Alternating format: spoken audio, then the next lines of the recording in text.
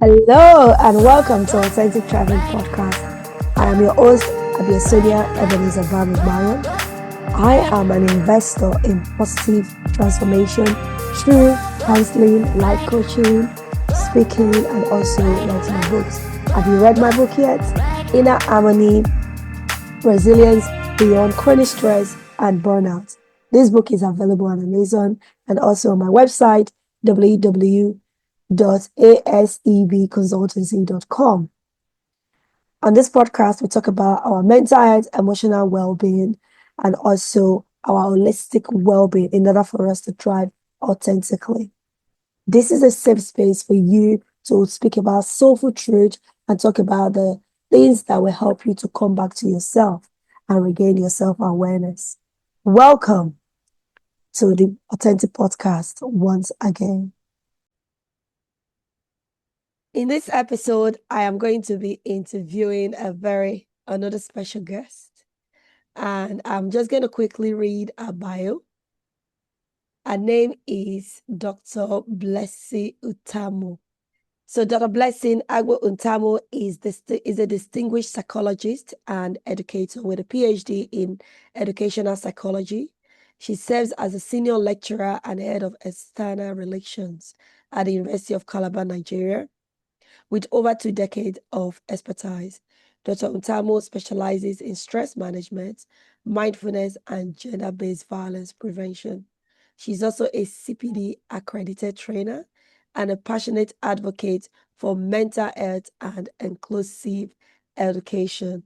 Welcome, Dr. Blessy Ntamu, for joining me today. Thank you for the very great introduction, right? Okay, so I am just going to start with a few questions and see how this is going to pan out, because sometimes when you ask some questions, it just takes you to various directions and then we can start unpicking it. I have worked with people that have been through domestic violence, and I realized that the statistics is quite high, showing that men are mostly the perpetrators. However, with further investigation, I realized that women can also be perpetrators as well. Now, with things like this that is actually when things start happening. But I want us to take a step back. What are the things that contribute to people becoming violent when they are in intimate relationship?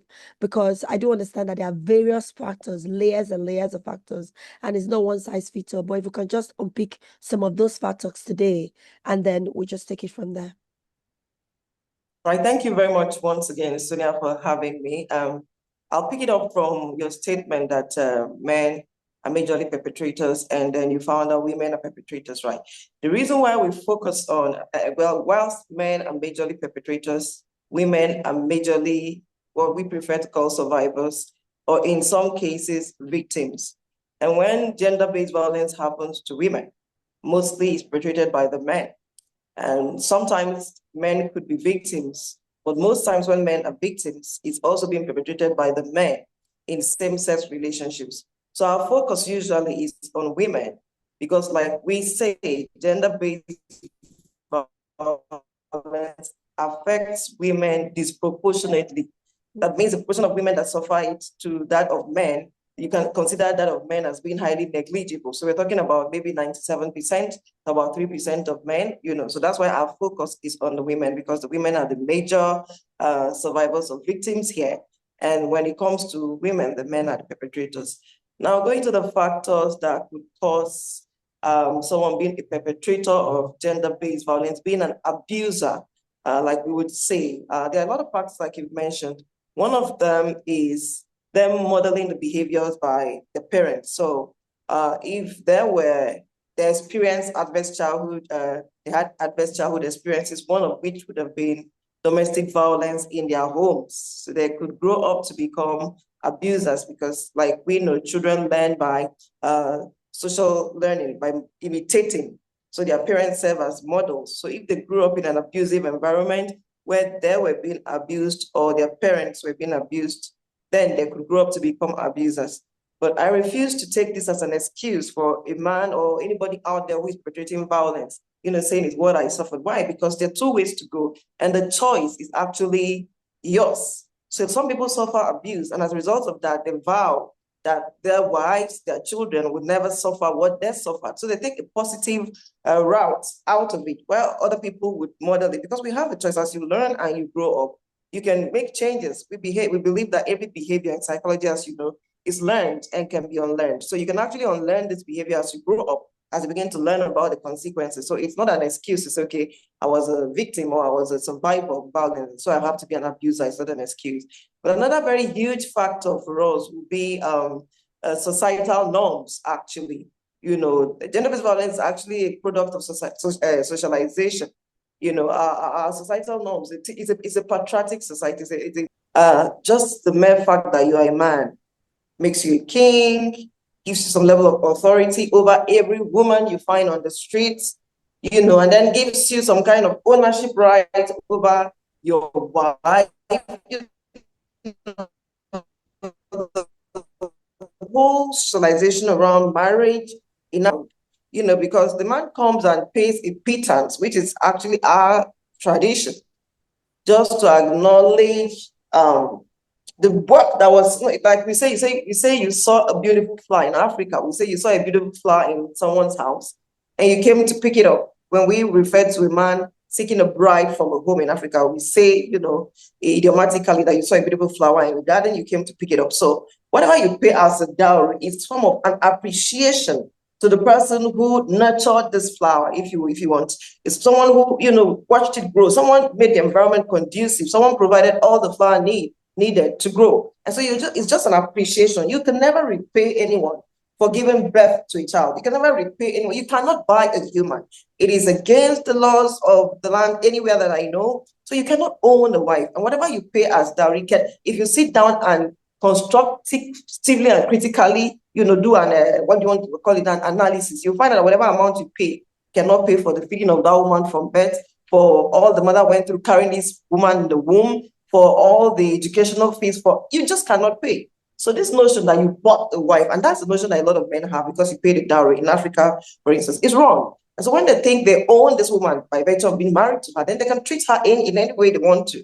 That's what society teaches or has taught for a long time. And that's what we're trying to change, Marriage is between two adults, two consenting adults. And those two adults, by virtue of marriage, do not lose their fundamental human rights. The fact that I got married to a woman does not mean she no longer has her fundamental human rights, right to freedom of communication, freedom of movement, freedom to belong to social organizations. All these are fundamental human rights, and a lot more, freedom of worship, where she wants to worship. She retains all of this in marriage. And so there's no basis for discrimination, for coercion, for control, because the majority of domestic or gender-based violence is founded upon coercion and control. Yes. They need to be in control. They need to be the boss, There's no basis for that. Now, if for any reason you got married and you find out that there's some misalignment in your values, in whatever it is, you also have a right to walk away. It's a decision you make. So there's no excuse if you cannot stay married, better be separated. And to abuse a woman, then to be discriminative, then to rob her of her fundamental rights, then to hit her, There's so many different types of gender-based violence, so many different types of abuse. None of them is acceptable. Some people may not physically abuse the woman, but they emotionally and psychologically abuse her. And that can be more complicated because people around her cannot see any scars. And so if she's complaining and saying, my husband is being abusive, they can see her living in a good house, maybe driving a big car. They can't see any scars on her. And so they say, no, she's lying. Something's wrong somewhere. She's not being abused. Meanwhile, the scars of psychological abuse, of emotional abuse, they run far deeper than the physical scars that you can see, because the physical scars can be healed easily. You can put a balm, you can put some medicine. That's not excusing physical violence by any means. All I'm saying is that emotional violence, psychological violence is as bad, if not worse, than physical violence, because you can see the scars, you can see the wounds of physical violence, you can heal them, and that will not even heal the emotional scars, because physical violence also causes emotional scars. So you see, all of this is so complicated. It is. We just need to put a complete stop to all forms of violence against women, all forms of gender-based violence, and in fact, all forms of violence against persons, be they men, women, or whatever gender they are. Hello there.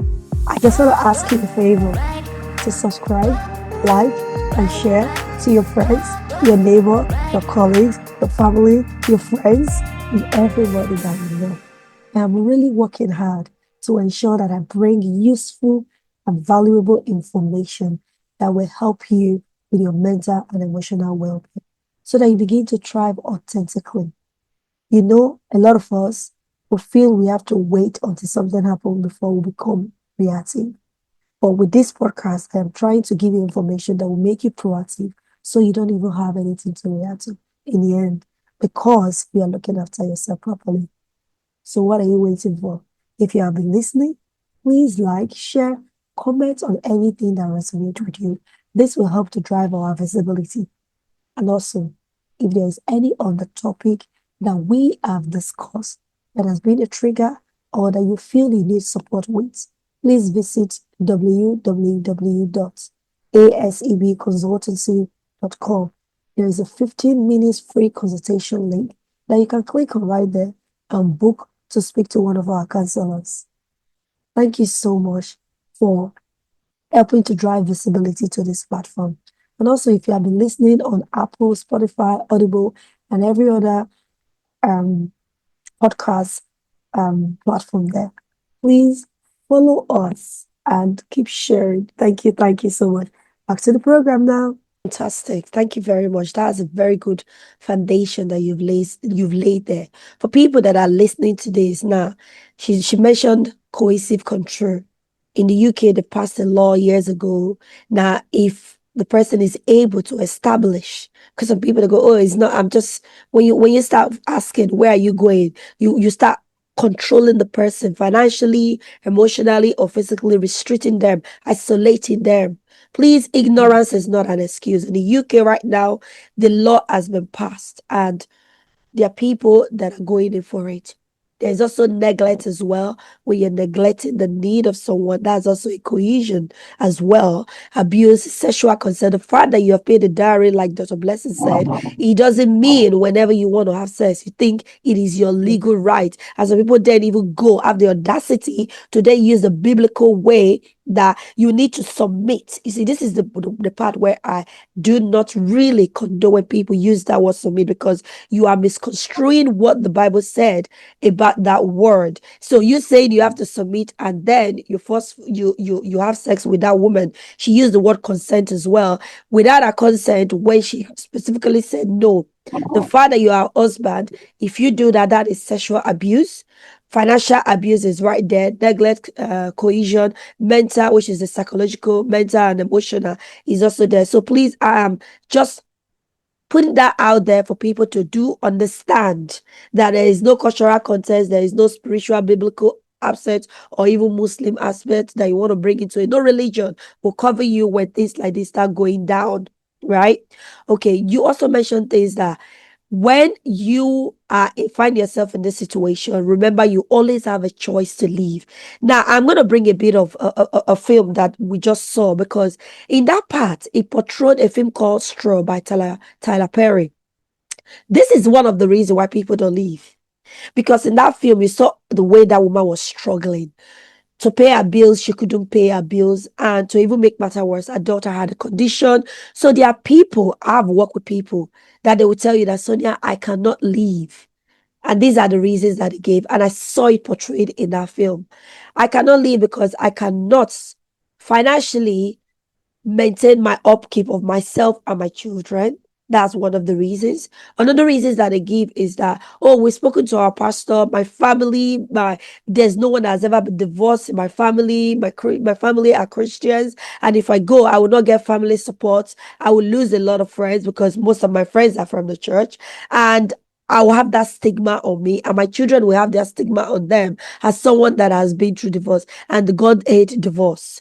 Another reason why people also give is that I am not mentally strong enough, because it's wanting to leave the environment physically, but for you to then live emotionally with all the things that will be thrown at you in the society, in your religious body, in different places. And then the third one is the commitment. How do I look after this child, do all the running around when I don't have anybody that will be picking up the slacks for me? So these are some of the reasons that people give. I'm just wondering if you can speak to that, because I know that you work with some foundations, and in the UK we have a lot of services. I actually even know some of them, which I'll be dropping in the link of this place. If you could speak to that. Okay, let me just mute. Yeah. So you spoke about, first of all, the gender-based violence. Unfortunately, I'm a very practical Christian, a very God-fearing, I don't know, so I'm a Christian, but I know that the Bible does not excuse gender-based violence, does not provide any form of anchor.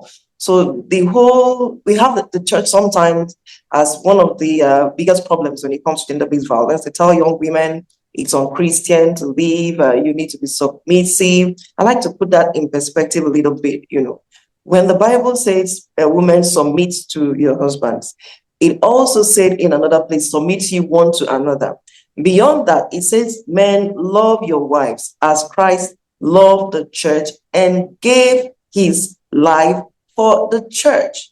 So don't even come quoting submission without quoting the kind of love that is so sacrificial that you would die for your spouse. And if you love your wife enough to die for her, you would not abuse her in any way possible at all. And this is something that, like I talked about, being practical. I think that was not in Turkey, in an African country, one of these Islamic African countries. There was a terrorist attack in can't remember the country right now, in a tourist location, and these tourists came and unleashed mayhem. They were shooting at people who were on vacation, and some men practically used themselves as human shields for their wives. They got the bullet, they died, their wives survived. That is the kind of love we're talking about. If you love a woman sacrificially, the way the Bible says, the way you love your own flesh, the Bible said, love her the way you love your own flesh. There's nobody who would hurt himself. In marriage, the two become one. And if the two become one, it means that spouse of yours is like yourself. And the Bible says nobody would intentionally hurt themselves. So if you will not intentionally take a knife and hurt yourself, do that to your spouse. So if you love a woman, you don't need to ask her to submit, whatever submission means to you. She would naturally submit because you won't do anything that is against her interest. And if she can trust you to protect her interest, why not? So these men are just using this as an excuse. There is no biblical excuse. Also, there's a very good example in the Bible to show you that the Bible does not support you supporting a spouse that is insane, quote and unquote. The situation of Sapphira is one I always point to. Now, if we're going by societal standards, society would have said Sapphira was an amazing wife. She stood by her husband. And so the apostles asked her, did you sell this land for so and so, you and your husband, do you confirm? Because she was such a good and supportive wife. She said, yes, we sold it for so and so. She might not have been a liar, but she wanted to support her husband. My dear, God did not excuse her for supporting a man who does not support God. And so when she told lies, the same way her husband died, she also died. And that is it. So don't go supporting someone. We make mistakes in life. And the first point to change is where you acknowledge that you've made a mistake. And then you take a turn. If you have found yourself with the wrong person, you made a mistake with your choice, you are not compelled to live with that person if the person does not want to change. The Bible even says all of this clearly, that if the unbelieving husband wants to stay and change with you, then fine. But if he does not and he wants to leave, and if he's abusing you, he definitely wants to leave. So you leave him before he's leaving. That's about that. I hope I've been able to create some perspective when it comes to that. The Bible does not excuse abuse. No religion that I know of does, And then when it comes to, that's why we're pushing for economic empowerment. That's the number one reason why women do not leave, because they are not economically empowered.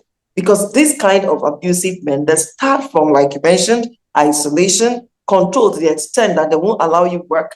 They do that intentionally to make you economically dependent on them so that they can manipulate and control you, because they know if you have economic freedom, there's so much you can take. When it gets on your nerves, you will move out. So they intentionally use economic abuse as a weapon. They stop you from working, and then they isolate you from all of your social support system so that they can keep you under, I don't know what to call it now, they can control you.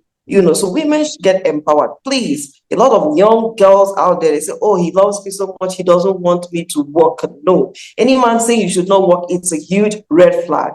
You just begin to run away.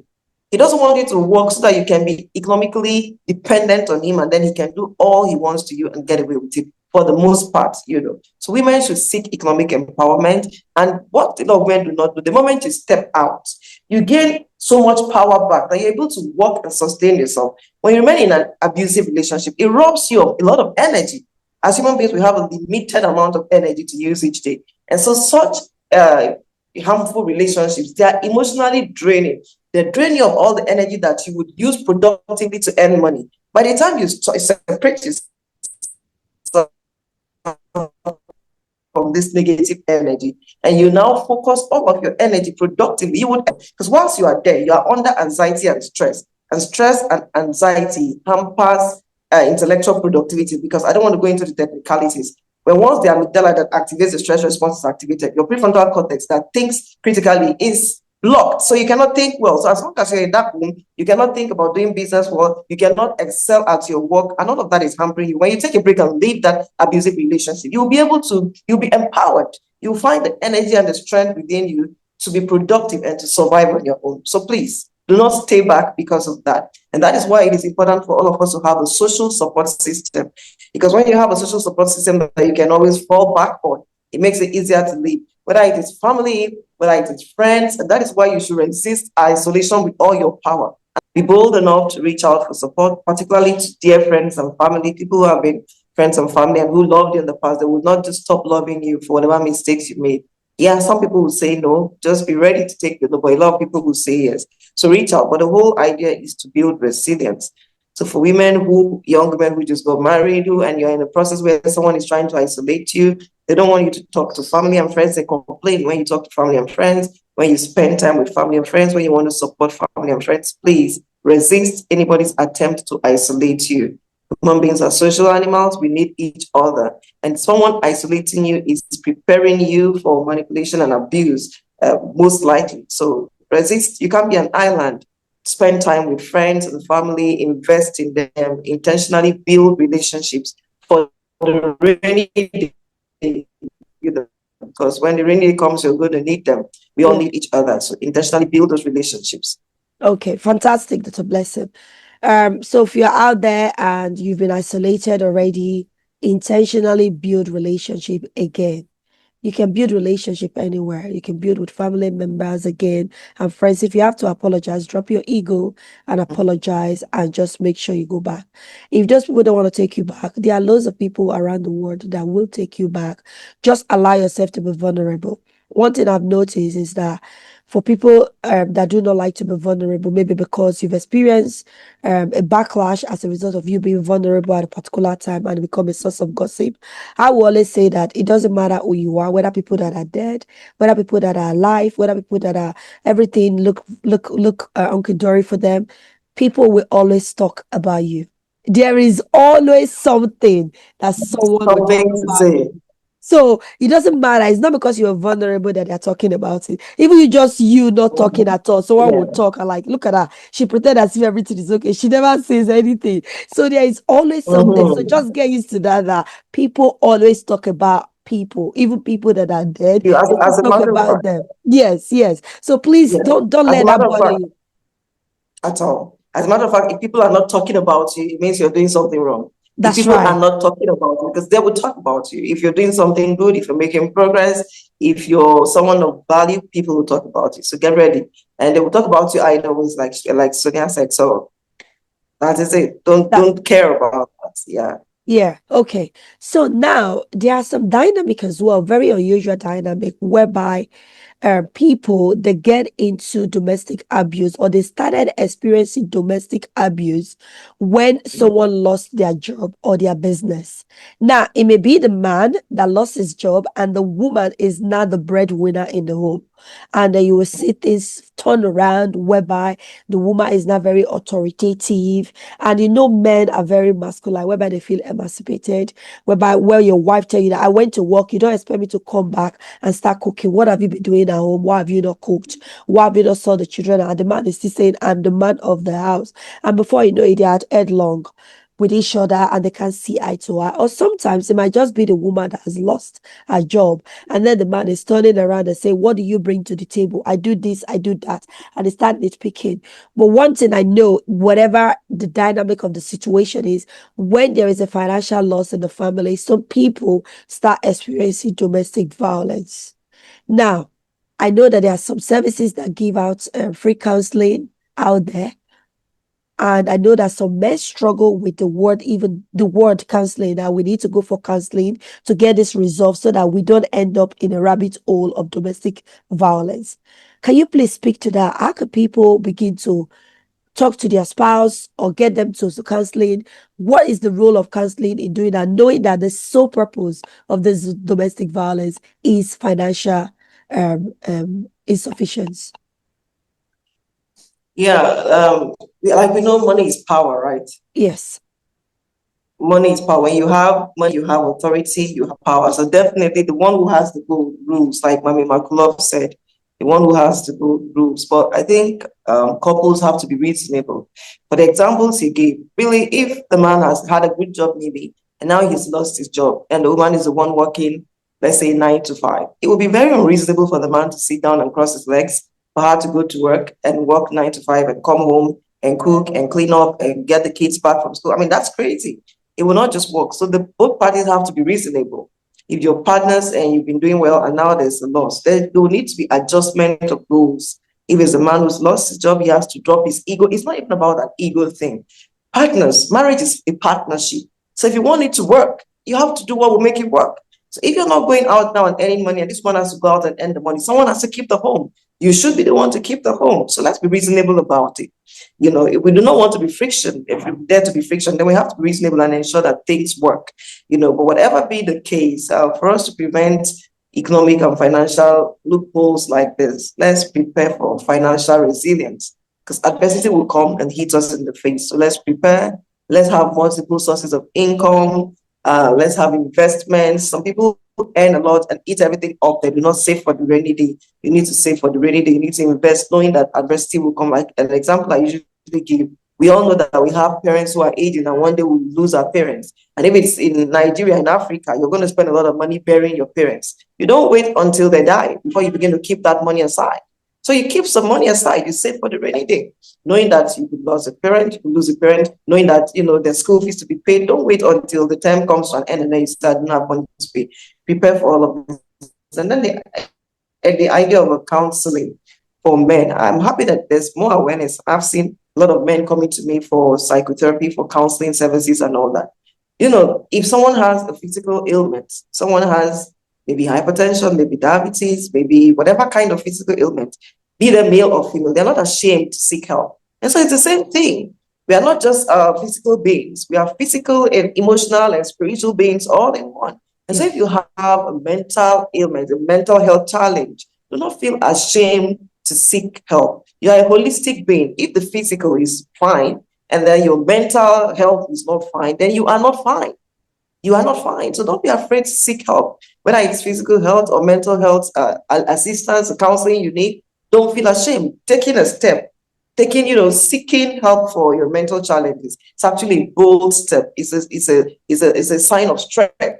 You know, so it's not a sign of weakness to seek help when you need help. So whether you're a man, a woman, whoever you are, if you need help, seek help. It is okay not to be okay. Be it not being physically okay or not being psychologically okay. It is okay not to be okay. Seek help when you need help. I think that's as much as I would say. Yeah, thank you very much, Dr. Blessing. That was a very, very I like the way you touch on different scenario on how you unpick that. I'm just also going to ask you another question based on the stigma that is attached to that word mental health. I was having a discussion with someone recently that people don't understand that everybody has got mental health. Mental health is the ability to think, make decisions with a sound mind. We've not called it mental health issues. We've not called it mental health disease. It's just like when you say everybody has physical health. So mental health is that everybody has mental health. But the moment people hear that word mental health, they resolve it to madness. But that is not what we're talking about.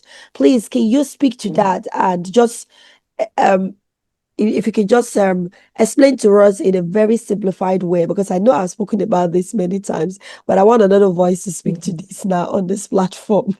Just help us separate what it means, because when people are telling you to go counseling, they are not telling you are raving mad. They are telling you have mental health issues, challenges with the way you're thinking based on your experiences and your challenges that you're facing right now. So you need someone to be able to help you with the right support. Like you said, if you have a broken hand, it doesn't mean you're dying. It just means that you need someone to be able to put a cast on it to be able to make you feel comfortable and wait for it to heal. So please, if you can speak to that, Dr. Blessing. Okay, so when we talk about counseling, first of all, counseling is not for sick people. The main purpose of whether it's physically or mentally challenged people, right? The whole purpose of counseling is to help an individual maximize their potentials. So you've got potentials. Without counseling, you may not be able to maximize, you may not be able to become all that you can become. So the job of a counselor, underline my words, is to help you maximize your potentials. What counseling entails majorly is providing information that will help you make an informed decision. That's what counseling does majorly. And when we come to mental health, like she said, it's a state of physical, emotional, and social well-being where you're able to make decisions, where you're able to face the challenges of everyday life without breaking down, where you're able to contribute productively to society. That is what mental health is. And then we have challenges. The fact that you have a mental health challenge does not mean that you are having a psychotic case, for instance, because what we would call what we call madness actually always includes psychosis. So it does not mean that you're psychotic if you have mental health challenges. You know, and even when you are psychotic, you need help, and with help, you could become better. So everybody has challenges. See, like with the word depression now, everyone feels depressed at one point in time or the other. There's nobody who has gone through their entire lifespan without ever feeling depressed. But the difference comes in the duration of time. How long do you stay depressed? For how long do you have these feelings of hollowness, of sadness, of emptiness? It's not that, have you ever felt it? If you're asking, have you ever felt it? The richest of them, the Elon Musk, the Obamas, name them. Every person, rich or poor, powerful, we felt depressed at one point in time or the other. That does not mean we are suffering from depression. You've had feelings of depression, but you're not clinically depressed. So clinical depression comes in duration, in a ratio, if you want to say, where on the continuum you lie when it comes to a particular mental health challenge. So the fact that you're having challenges does not mean you're insane, does not mean you're psychotic. And the fact that you're not seeking mental health support does not mean that you do not have mental health challenges. We all do at one point in time or the other in our lives. When you find out that you cannot manage the mental health challenges, that you face it on your own, and you know that you want to be more productive, you want to maximize your potentials, you want to live a more fulfilling life, then you seek support from people who have been trained to provide that support. There's nothing to be ashamed of. It's just you being strong enough to recognize that you need help, seeking it, and becoming more powerful, fulfilling your dreams and maximizing your potentials. Absolutely, Dr. Blessing. There is strength in vulnerability. And a lot of people do not realize that there is a massive strength in vulnerability. It takes a lot for you to allow yourself to be vulnerable. People don't understand that. And I love the way you captured it. The fact that you are seeking help does not mean you are your mental health is you have psychosis. And the fact that you are not seeking help does not mean that you do not have mental challenges. I love it. I love the way you put it side by side. That is really good.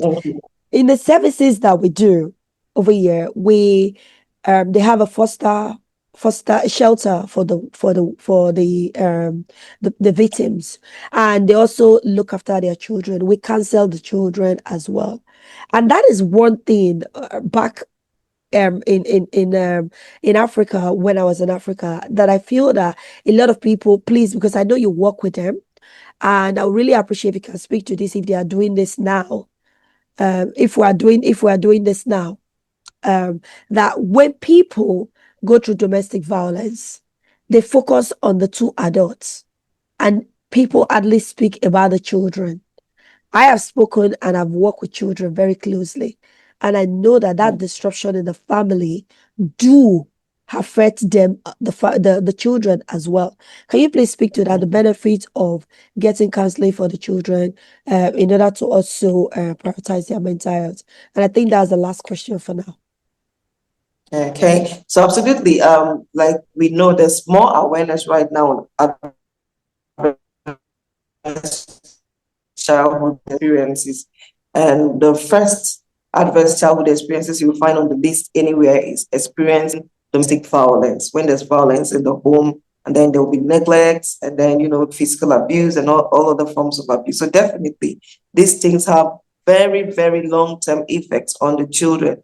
If we do not help children who grow up in abusive homes, we don't help them seek help and resolve these issues, they're going to have problems when they grow up to become adults, because experiencing adverse child experiences is like, it forms a background for many ailments. They are at risk of suffering from PTSD, post-traumatic stress disorder.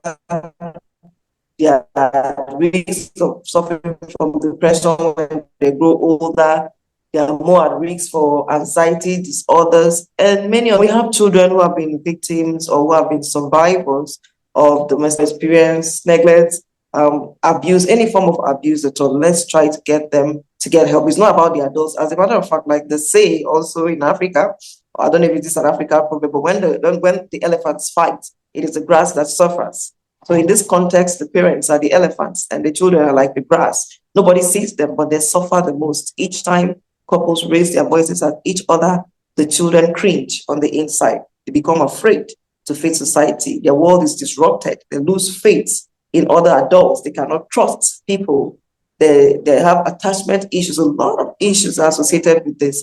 So let's ensure that the children in abusive homes or in homes that they've been domestic violence, or even when parents are separated, when there's divorce, that we consider the children, we consider their needs, and where possible, speak to them about it, speak to them about how they're feeling, speak to them about what kind of help they would need, and try to help them get help. Now, not everybody might need professional help. Sometimes psychosocial support, which can be given by family members, friends, can go a long way, because actually your level of resilience as a person will determine how much help you need to survive normally. So, but at least let them acknowledge the presence of the children, speak to them about it. Don't keep quiet about it, assuming they don't want to talk, but they want to talk about it. Talk to them about, ask them where they need help, what kind of help they need, and if possible, where possible, get them professional help to help them resolve the issues. Fantastic. In this podcast, we always ask people the things that they do to thrive authentically in their life, so that the viewers begin to glean from people like yourself. So if you can just quickly share, how do you ensure that you thrive authentically in your life? Well, I think the first thing was to gain self-awareness. Even as a psychologist, we know that that's one of the strengths of any individual. When you're completely self-aware, you have an objective sense of self, you know your strengths, you know your weaknesses, then you can use your strengths in positive psychology. Like, we talk about character strengths. You can use your strengths to thrive, and then you can work on your weaknesses. Where the problem comes is that a lot of people do not acknowledge their weaknesses. So being self-aware is one of the big secrets for me. Being able to emotionally regulate, learn emotional regulation, and then strengthening my emotional intelligence. I think those are some of the things that have done it for me. And then when it comes to career path, building skills, I always call myself a lifelong learner. If you check out my profile, you know how many courses and certification. I am always learning new things. So as we continue to learn about life becomes easier for us. We become masters in some way. But the biggest factor will be the God factor for me, because I'm a strong Christian, a strong believer in God. And I know that some of the things that I get to achieve is not because of all of the efforts that I put. The race is not to the swift, the battle is not to the strong, but God finds a way to make everything come together. Because I've seen that some people put in more effort than you do. They do all things right, and sometimes it just doesn't add up. So I do all that I have to do, and then I depend on God to make it come together. Thank you very much. Thank you very much, Dr. Blessing, for joining us today. on the podcast. I just want to say we appreciate your time. We appreciate your wealth of knowledge. And for those people that have not subscribed, if you have listened to this podcast, please comment, like, share this podcast for people in order for more people to see it. You have been listening to Authentic Traveling Podcast. I remain your host, Abia Sonia. Until I come your way again, thank you very much and bye for now.